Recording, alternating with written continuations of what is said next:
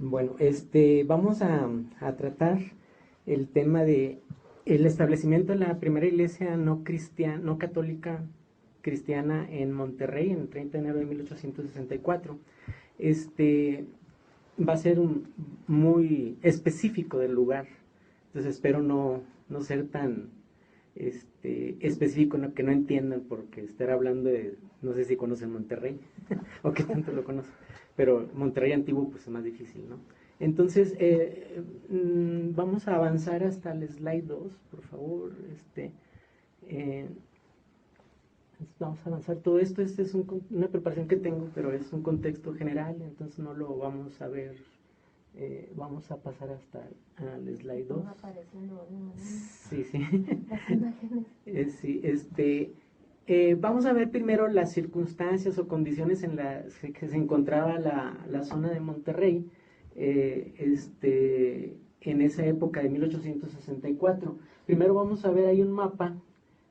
No se alcanza a ver, ahí se supone que está la República Mexicana, no se alcanza a percibir, ¿verdad? Pero eso que está sombreado en verde es Nuevo León y Coahuila. En esa época, en ese momento, estaba anexado Coahuila a Nuevo León. Y para este entonces, pues teníamos ya varias situaciones muy interesantes que fueron coyunturales para que se diera fenómeno, este evento importante.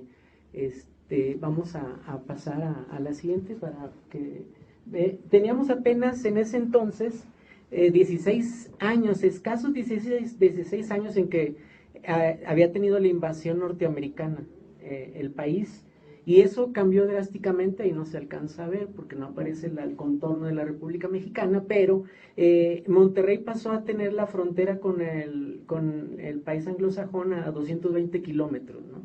Y estamos hablando que el ejército invasor tenía 16 años de que había salido de la región, ¿sí? Pasamos a la siguiente, por favor. En ese momento también se había establecido un liderazgo, un caudillo regional típico de esa época preporfiriana, en este caso Santiago Vidaurri. Él desde muy joven empezó a destacarse en el ambiente político y militar, y en ese momento ya estaba muy establecido, y yo podemos decir ya casi en su final, ¿no? Ahorita lo veremos. Y la dinámica de la ciudad había cambiado mucho, su vida cotidiana había sido transformada, ¿sí? Pasamos a la siguiente filmina. Y ya para 1864 Juárez regresa a la independencia a Coahuila una vez que rompe con Vidaurri, ¿sí? Juárez estaba en ese momento itinerante, en un gobierno itinerante.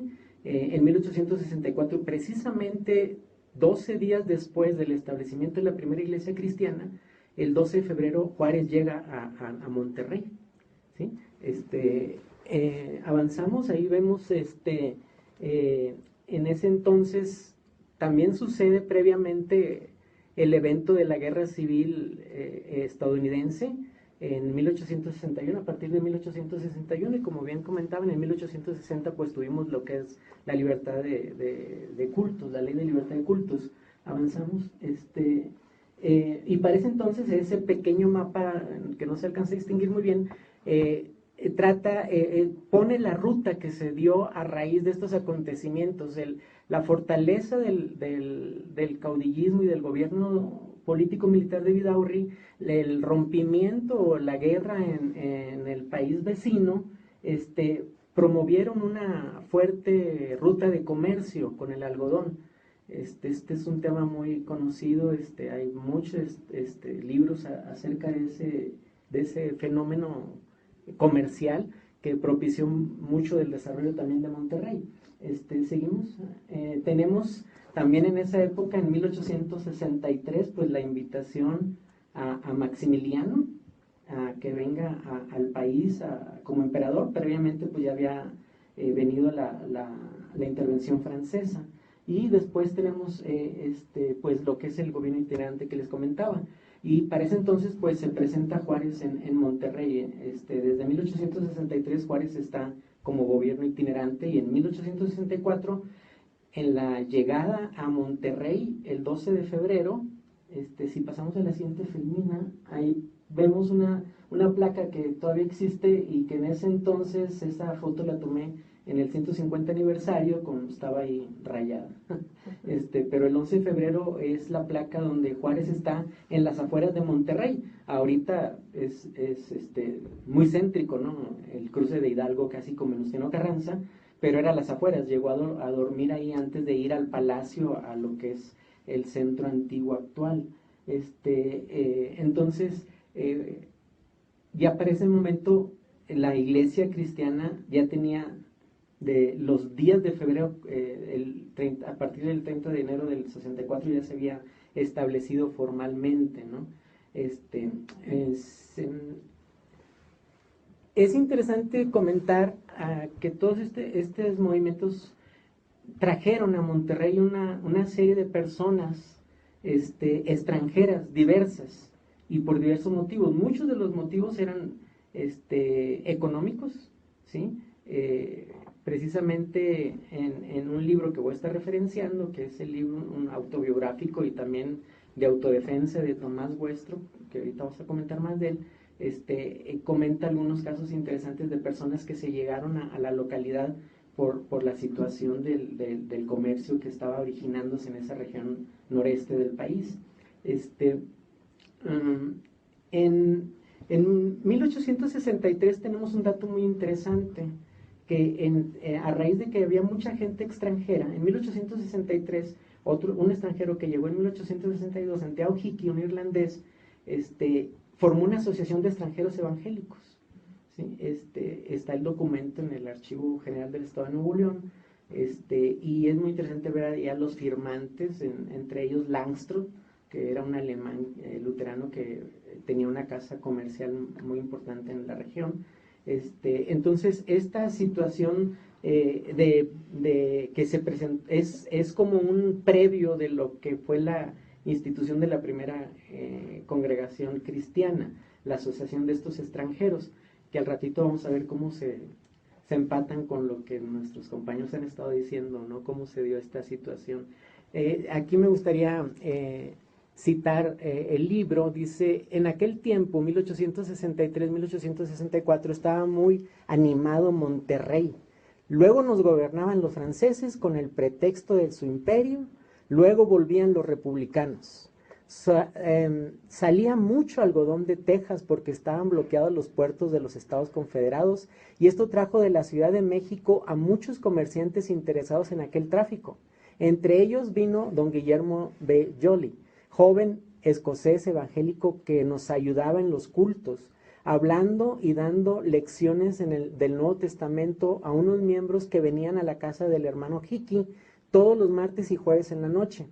Hablaba bien el español y predicaba bien claro. Concluida la guerra civil en la República vecina, cesó la introducción del algodón y él se fue como lo hicieron los demás, perdiendo Monterrey su importancia por algún tiempo. Pero aquí también quiero comentar que la forma en que inició la iglesia cristiana en Monterrey no viene propiamente de un esfuerzo decidido, dedicado de las agencias misioneras americanas en su génesis, ¿no?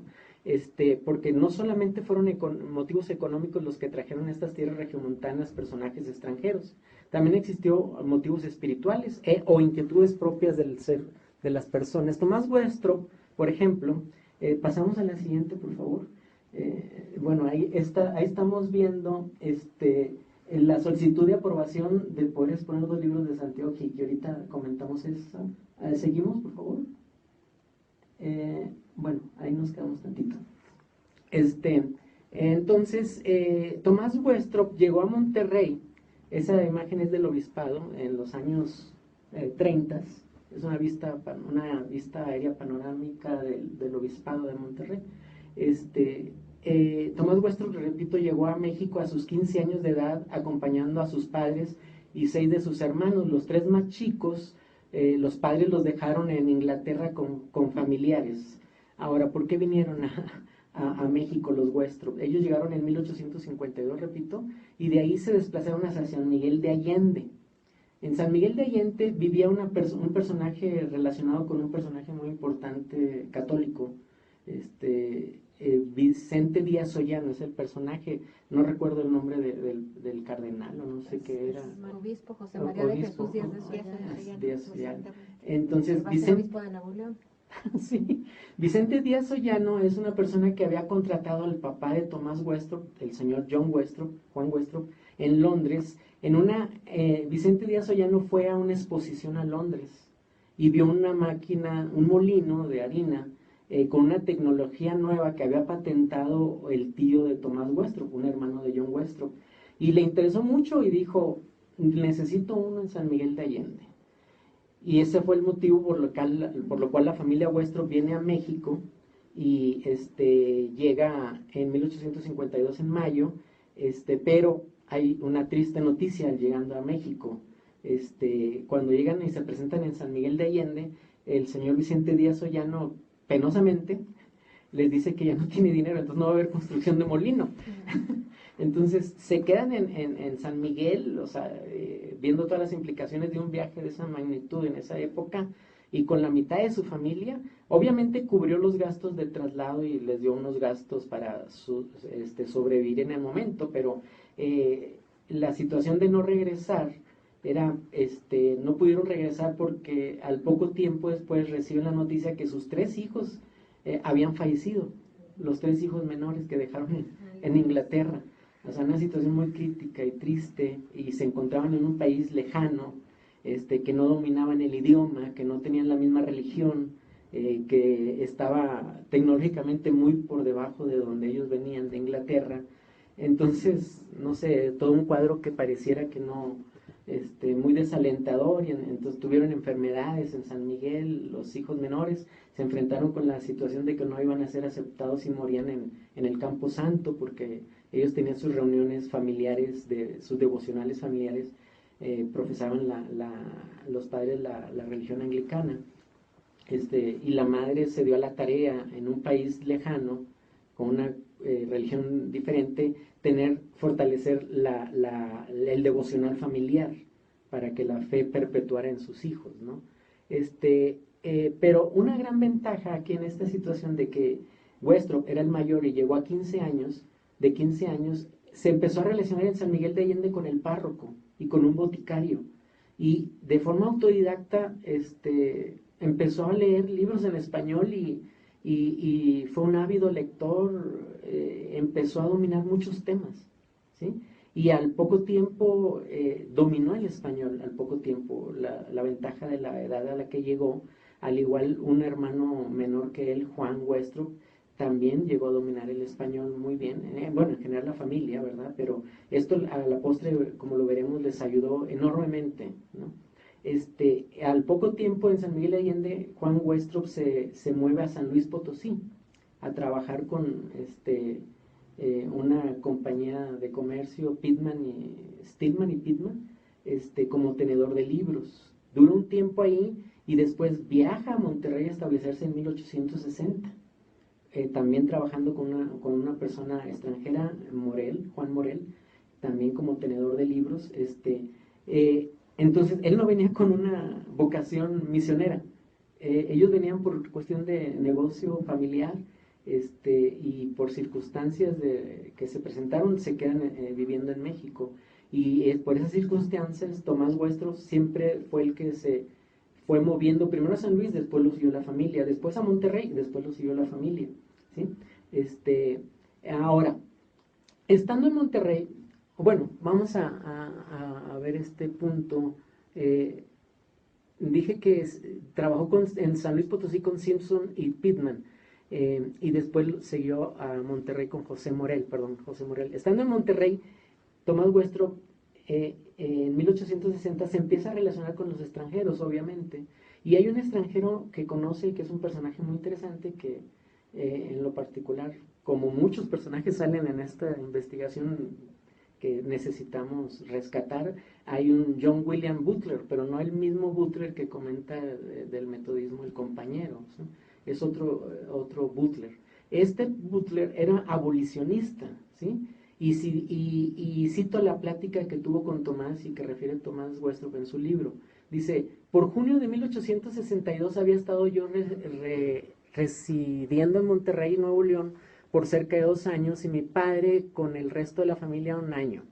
Tenía yo 25 de edad y mi ocupación era tenedor de libros. Me relacioné entonces con un recién llegado de Texas, John William Butler, inglés.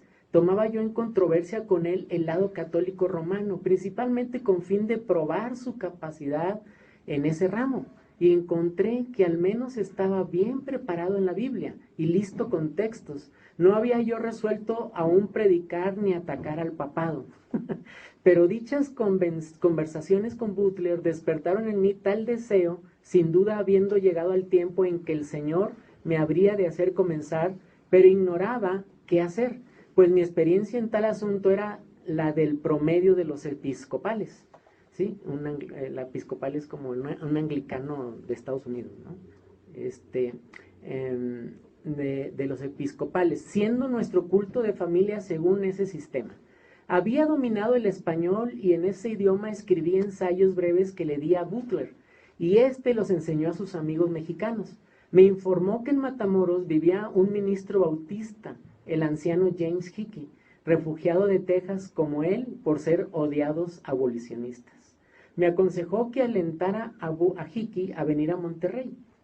Lo que dijo sería fácil, pues hacía mucho acariciaba la idea de predicar a los mexicanos. Una breve correspondencia trajo a Monterrey a este hermano en noviembre de 1862. Allí vivía el señor, hasta ahí, regresamos al anterior slide, por favor. Aquí vemos una solicitud de aprobación de poder exponer 2 libros de Santiago Hickey en 1865, también se encuentra en el Archivo General del Estado de Nuevo León.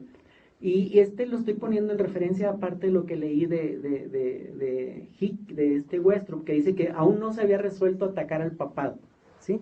Porque en este documento lo que Hickey está pidiendo una aprobación. Hickey, como vamos a ver más al rato, era un agente de la Sociedad Bíblica Americana, y era el llamado colportor, ¿no? El colportor que iba y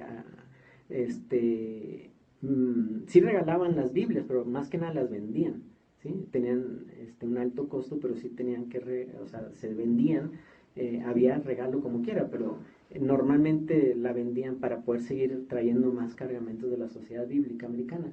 Y aparte de las Biblias traían tratados, y aparte traían otros libros. Entonces aquí Santiago Hickey, desde que estaba en la frontera en Matamoros y cuando viene para acá en Monterrey, su labor principal era eso, recorrer la ciudad, recorrer las localidades cercanas y vender las Biblias, y asimismo de vender también compartir el Evangelio. Entonces aquí presenta este escrito al gobierno para decir, bueno, estos 2 tratados, estos 2 libros que yo tengo, pueden alterar a los católicos, pero yo quiero que ustedes los revisen y que no infrinjan ninguna de las leyes por las cuales está regido ya México, ¿no? Con esto estamos hablando de 1865. Entonces recibe respuesta afirmativa y positiva del gobierno para que dice, bueno, estos libros no contravienen lo establecido por la ley, adelante, se puede seguirlos vendiendo, ¿no? Entonces es un documento muy interesante, pero situándonos en el medio ambiente, como decíamos, de alguna manera había confrontación, estaba muy polarizado, ¿no? Entonces, si uno iba a decir algo de la escritura, iba a salir la contraparte y el fanatismo también, ¿no? Muy bien, muy bien, seguimos, por favor. Entonces, podemos darnos cuenta que Tomás se encontraba en un momento de su vida de adulto joven en una búsqueda, según la cita anterior que comenté cuando estaba hablando con Butler. Él estaba en una búsqueda espiritual, había estado siendo instruido en sus devocionales familiares con su familia, con sus padres, y tenía interés, tenía curiosidad, conoció de la doctrina católica con el párroco en San Miguel de Allende, leyó a Ripalda. Después hay un documento muy interesante que no sé si lo alcancemos a ver, pero lo vamos a mencionar. Entonces él estaba en una búsqueda. Y por otro lado tenemos al reverendo James o Santiago Hickey, ya se le decía Santiago Hickey aquí en México, también tenía la motivación de hacer labor evangélica en México. Él era irlandés, Santiago Hickey, Westropp inglés. Santiago Hickey era de trasfondo católico, estaba estudiando en Irlanda para sacerdote. No recuerdo si lo terminó, pero la situación es de que conoce a una mujer, a una joven, se casa, pero esta persona era protestante. A la vuelta del tiempo se hace protestante, estudia como pastor protestante, y desde Irlanda traen la intención como matrimonio de venir a América como misioneros. Y primero con la Sociedad Bíblica Británica, llegan primero a Canadá y luego llegan a Estados Unidos. Forma parte de ese éxodo irlandés que llegó al Nuevo Mundo, ¿no? Mucha población irlandesa llegó a Estados Unidos en esa época. Entonces él conoce de México, tienen una hija y junto con la hija como familia estaban pensando venir a México y estudian español juntos en Estados Unidos. Desafortunadamente en Estados Unidos muere la primera esposa, se vuelve a casar, pero también muere su hija. Pero él como quiera sigue con su idea de venir a México, llega hasta la frontera, se establece en Matamoros, por lo mismo de que a donde llegó y siendo abolicionista tenía que replegarse todavía a la frontera, ¿sí? Por el movimiento, por la situación de guerra civil que había en Estados Unidos. En ese momento entonces tenemos a estos dos personajes interesantes que por diferentes motivos se encuentran en Monterrey, y de esto surge lo que viene a ser el establecimiento de la primera iglesia cristiana, ¿verdad? Entonces pudiéramos empezar a ver algunas características de los personajes. Si avanzamos por favor en las filminas, vamos a encontrar, avanzamos, vamos a avanzar hasta otra más, hasta donde aparecen los personajes. Ahí dejamos otro clic más. Aquí tenemos a Tomás Westropp. Esta es una imagen de Tomás Westropp, que ya estuvimos comentando cómo es que llegó a México. Después avanzamos y vamos a tener a Santiago Hickey, Santiago Hickey y José María Uranga. Ahí debiera estar otra imagen con José María Uranga, que sería su hermano Arcadio, pero no encontré imagen de Arcadio. Y luego aparece alguien que al rato vamos a ver en Discordia, dicen como mujer también en ese momento, un personaje interesantísimo también, Melinda Rankin, presbiteriana, congregacionalista, Santiago Hickey, bautista, pero venía como agente de la Sociedad Bíblica Americana, y estos cuatro personajes no son todos, pero los quise representar porque quiero hablar un poco de cómo se dio este nacimiento de la iglesia, y comentándome algunas características, ¿verdad? Tomás Westropp, comenté que dominaba el español muy bien, era autodidacta, conocía de muchos temas, le gustaba escribir, le gustaba leer en abundancia. Santiago Hickey era una persona que está muy convencido de su misión de ir y de llevar las Biblias y que la Biblia fuera conocida por la mayoría de la gente. De alguna manera conocía mucho el trasfondo católico, no más Martín como él. Y Melinda Rankin aparece unos años después del encuentro de Tomás Westropp y Santiago Hickey.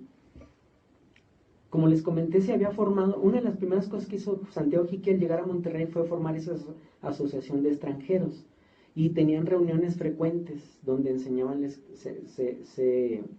era discusión y enseñanza de la escritura entre los diferentes, y eran de diferentes credos. Había bautistas, Santiago Hickey, Westropp todavía no se definía qué era, estaban luteranos, estaban presbiterianos dentro de todo el grupo de extranjeros, Y al poco tiempo, bueno, también desde que llegando, Santiago Hickey establece su residencia se va a vivir con un extranjero que tenía una sombrerería, el señor Starr, pero empieza a predicar por las calles de Monterrey y en las afueras. Él tenía un caballo llamado Toby. Con Toby andaba por las rancherías predicando. Él tenía un inglés mocho, no llegó a dominar el inglés. Perdón, español mocho. No llegó a dominar el español al 100, ni el 70, 80. O sea, se batallaba para comunicarse y para entender. Y al rato espero poder decir una anécdota, si hay tiempo. Entonces, llega el momento en que Santiago Hickey, hay personas que lo escuchan con seriedad de su mensaje, de los que llega a venderles Biblias. Y hay una característica muy interesante que también es otro punto para estudiar, porque en el libro de Tomás Westrop refieren a varias personas que empiezan a aceptar el mensaje del Evangelio, pero curiosamente muchos son zapateros, que es el caso de José María Uranga. Uranga tenía en su zapatería. Santiago Hickey llega a su zapatería, les ofrece la Biblia, se interesan, le compran, estudian, después regresa a Santiago Hickey, le preguntan, y se empieza a hacer una relación. Y empieza a tener reuniones Santiago Hickey en casa de los Uranga, de José María y de Arcadio, ¿sí?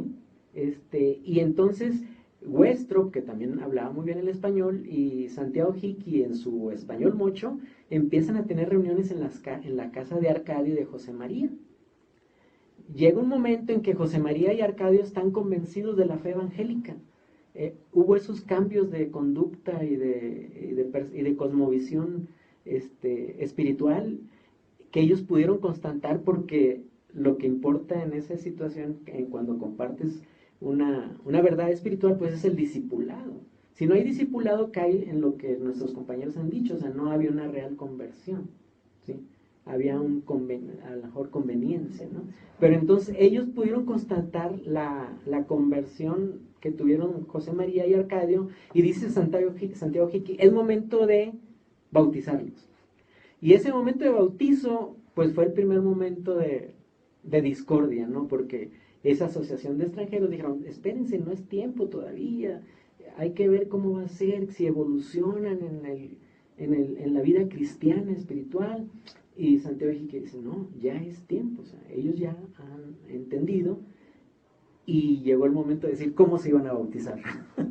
Entonces Santiago Hickey, siendo bautista, pues dice, por inmersión. Y la asociación de extranjeros llega el momento que se disuelve. No se pelean, no, pero sí hay discusiones, ¿no? Y ya dicen, pues ya no vamos a poder entonces reunirnos, porque entonces tú ya estás tomando la postura bautista. Aunque la iglesia no nace bautista. El documento, no sé si venga atrás, viene la declaración de Iglesia Cristiana. No, perdón, ese es para atrás. ¿Sí le dio para atrás? ¿Más para atrás? Si aparece ahí esa es la Asociación de Extranjeros. La anterior, ahí está, la Declaración de Iglesia Cristiana de Monterrey, la elabora Santiago Hickey, y se basa al momento en que José María y Arcadio aceptan ser bautizados, y son bautizados en un ojo de agua cerca del obispado. Por eso tienen el obispado atrás, vamos para atrás. Ese es un mapa. El obispado es la parte en la izquierda, y ahí están los ramales del río Santa Catarina, y por ahí cerquita se bautizan en el obispado. No está ubicado el lugar donde sucedió. Pero a raíz de esa declaración del 30 de enero, yo me imagino el 30 de enero en Monterrey, los que conocen Monterrey, pues el 30 de enero es frío, y en un ojo de agua pues sale el agua fría también.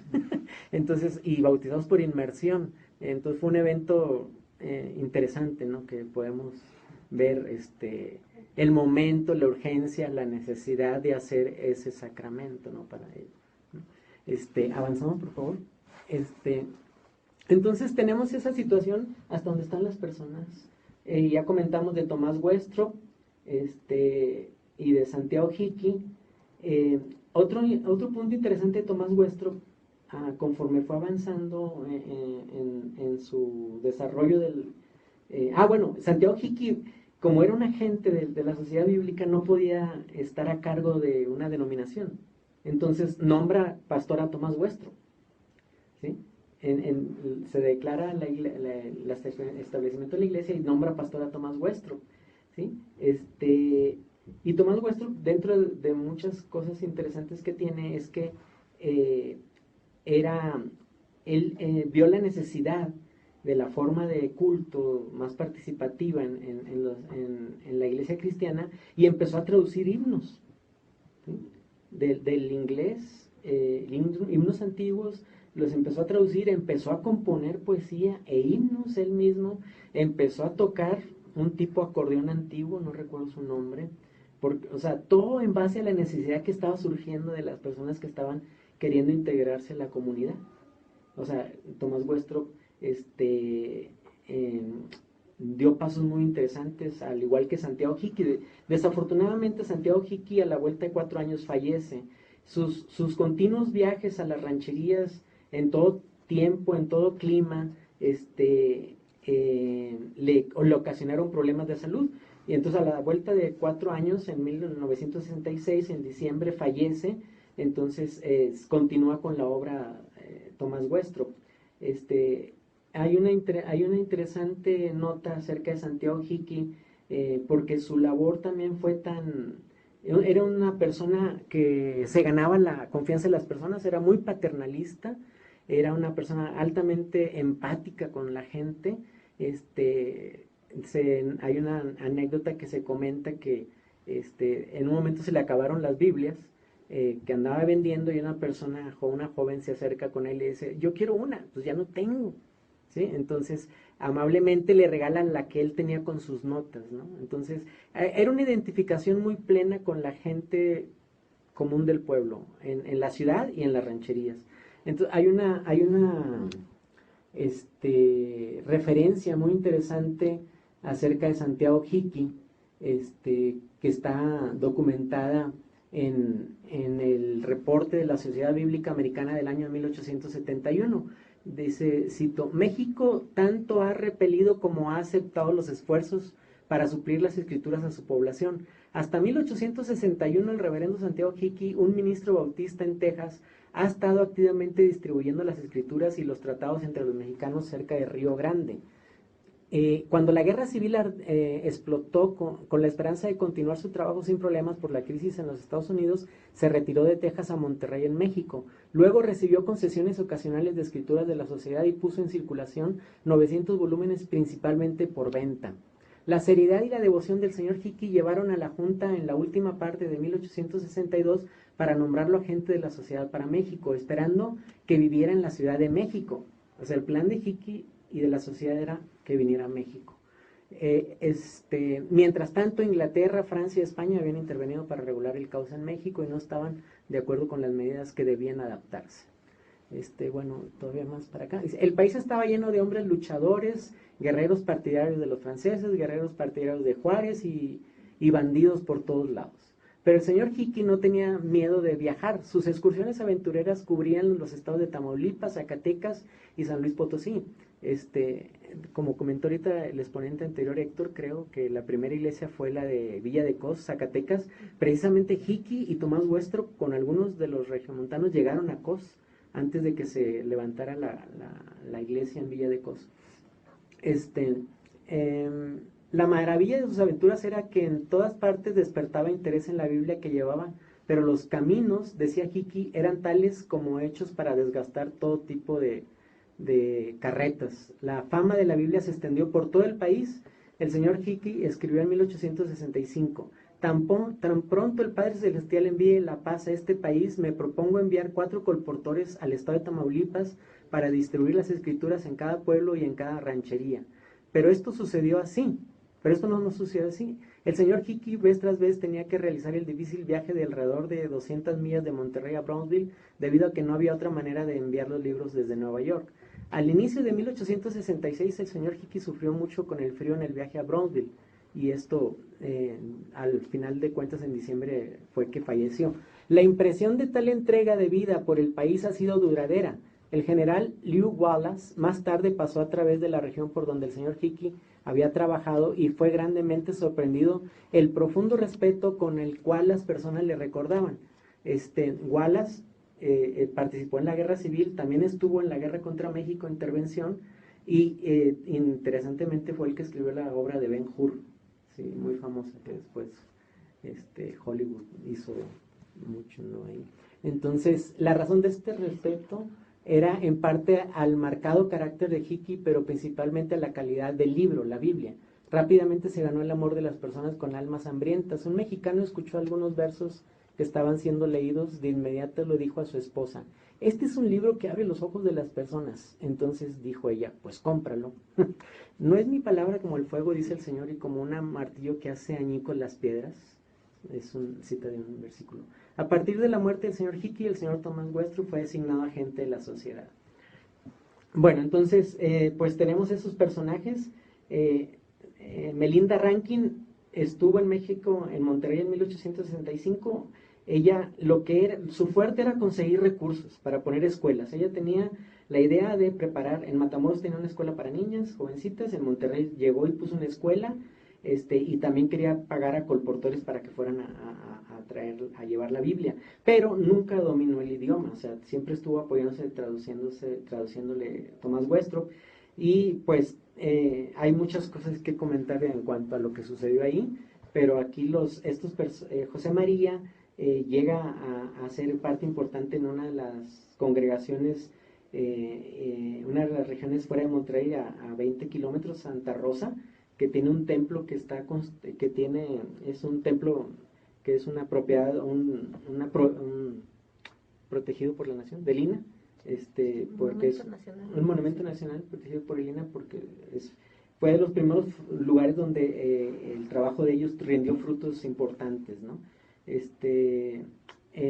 Y como conclusión pudiéramos decir varias cosas. Una es de que ellos, al poco tiempo, en 1870, Santiago Tomás Westrop es contactado por los bautistas del norte y van a inicios de 1870 y regresa en julio ya ordenado como pastor bautista, y es cuando a partir de 1870 se nombra como iglesia bautista, no así en sus inicios de 1864 solamente como iglesia cristiana.